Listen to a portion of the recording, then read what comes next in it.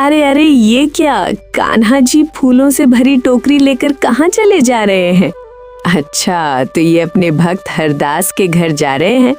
तो चलिए आपको भी भक्त हरिदास की कहानी सुनाते हैं। बहुत समय पहले एक छोटे से गांव में एक ब्राह्मण रहता था। उसका नाम हरिदास था। बचपन से ही उसका मन संसार के कामों में नहीं बल्कि भगवान की भक्ति में लगता था। जहां दूसरे बच्चे खेलते थे, वहां हरिदास मंदिर में बैठकर श्रीमद् भागवत सुनता और पढ़ता था। ओम नमो भगवते वासुदेवाय। हरिदास सुबह ब्रह्म मुहूर्त में उठता, स्नान करता और फिर तुलसी के पास दीप जलाकर भागवत पाठ में लग जाता। उसका एक ही नियम था, दिन भर श्रीमद् भागवत का पाठ करना और भगवान का स्मरण करना। हरिदास की कुटिया बहुत ही साधारण थी। छप्पर की छत, मिट्टी की दीवारें और एक छोटा सा आंगन। जैसे जैसे वो बड़ा हुआ, उसकी भक्ति और गहरी होती गई। वो घंटों तक भागवत पढ़ता रहता और उसका मन भगवान के नाम में इतना डूब जाता कि उसे दुनिया की कोई सुध ही नहीं रहती। हरिदास के माता पिता उसकी इस आदत से बहुत चिंतित रहते थे। वे सोचते, अगर ये ऐसे ही सिर्फ भगवान की भक्ति में ही लगा रहा तो घर गृहस्थी कैसे चलेगी। काफी सोच विचार के बाद उन्होंने निर्णय लिया, शायद शादी के बाद जिम्मेदारी आने पर यह बदल जाएगा। और यही सोचकर जल्द ही हरिदास की शादी एक सुंदर समझदार लड़की से कर दी गई। लेकिन शादी के बाद भी हरिदास में कोई बदलाव नहीं आया। वो पहले की तरह ही दिन रात भागवत पढ़ने में लीन रहता। उसकी पत्नी धीरे धीरे परेशान रहने लगी। उसकी पत्नी भी उतनी ही धर्मपरायण थी, लेकिन गरीबी के कारण अक्सर चिंतित रहती थी। वो सोचती, ये आदमी घर की जिम्मेदारी कब समझेगा। सिर्फ भगवान का नाम लेने से घर नहीं चलता। दिन बीतते गए और घर की हालत बिगड़ती गई। रसोई में अन्न खत्म हो गया, घर में पैसे नहीं थे, जरूरत की चीजें भी उपलब्ध नहीं थीं। पत्नी का धैर्य टूटने लगा था। हरिदास की पत्नी ने घर संभालने के लिए खुद बाहर काम करना शुरू कर दिया। वो खेतों का काम देखती, फिर घर का काम संभालती, कभी कभार राशन और लकड़ियां बेचकर कुछ पैसे कमाती थी। लेकिन उसकी इतनी मेहनत घर चलाने के लिए पर्याप्त नहीं थी। कई बार उसके बच्चों को भूखे सोना पड़ता था। घर में भी कभी कभी खाने को कुछ नहीं होता था। और इसके बाद जब वो हरिदास को पूरे दिन भागवत में डूबा देखती तो उसका मन दुख और गुस्से से भर जाता। एक दिन उसने दुखी होकर कहा, मैं अकेली कब तक ये सब संभालूं? क्या तुम्हें अपने बच्चों की भी चिंता नहीं? हरिदास शांत स्वर में बोला, भगवान सब ठीक करेंगे। ये सुनकर पत्नी और भी क्रोधित हो जाती। उसी समय अचानक कुछ संत महात्मा उनके द्वार पर आए।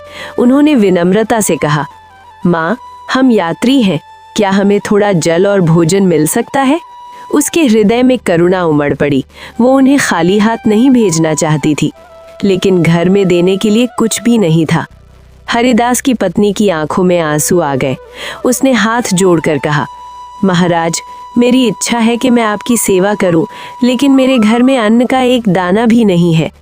संतों ने उसकी स्थिति समझ ली।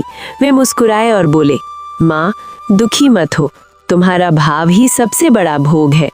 एक संत ने आशीर्वाद देते हुए कहा, भगवान तुम्हारी इस सच्ची भावना को देख रहे हैं। बहुत जल्द तुम्हारे घर में समृद्धि आएगी। हम फिर आएंगे। इतना कहकर संत वहां से चले गए। पत्नी उनके चरणों में झुक गई। उसकी आंखों में आशा और आंसू दोनों थे। उधर हरिदास हमेशा की तरह भागवत में लीन था। पत्नी ने धीरे से कहा, आज संत आए थे, मैं उनकी सेवा भी नहीं कर पाई।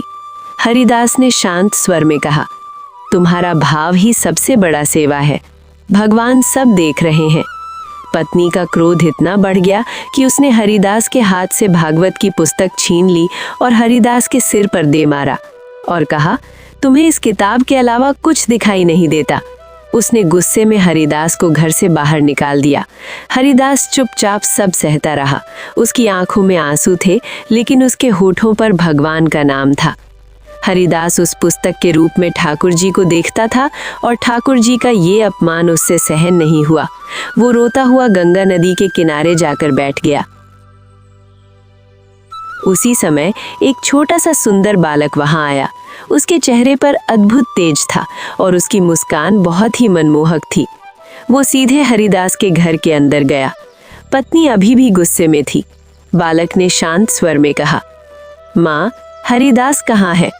हरिदास की पत्नी ने कहा, तुम कौन हो भाई? नन्हे से बालक ने कहा, मैं हरिदास का मालिक हूँ। वो बचपन से ही मेरे यहाँ काम करता था, लेकिन उसने कभी अपनी मजदूरी नहीं ली। आज मैं उसकी मेहनत का फल देने आया हूँ। हरिदास की पत्नी ने कहा, इतने छोटे से हो, तुम कैसे मालिक हो? और हरिदास तो कहीं काम भी नहीं करता।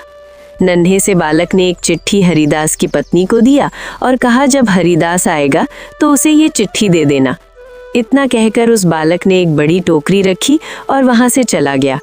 टोकरी कपड़े से ढकी हुई थी। हरिदास की पत्नी ने गुस्से में टोकरी से कपड़ा हटाया। वो टोकरी सोने चांदी से भरी हुई थी। पत्नी ये देखकर स्तब्ध रह गई। उसकी आंखें फटी की फटी रह गईं। उसने कहा, हरिदास इतने दिनों तक कहीं छुपकर काम करता था और हमें बताया भी नहीं। वो दौड़कर बाहर गई, तब तक वहां से नन्हा बालक गायब हो चुका था। पत्नी ने तुरंत अपने बच्चों को भेजा, जाओ अपने पिता को वापस बुलाकर लाओ। देखो वहीं गंगा नदी के किनारे बैठे होंगे। हरिदास के बच्चे अपने पिता को बुलाकर लाते हैं।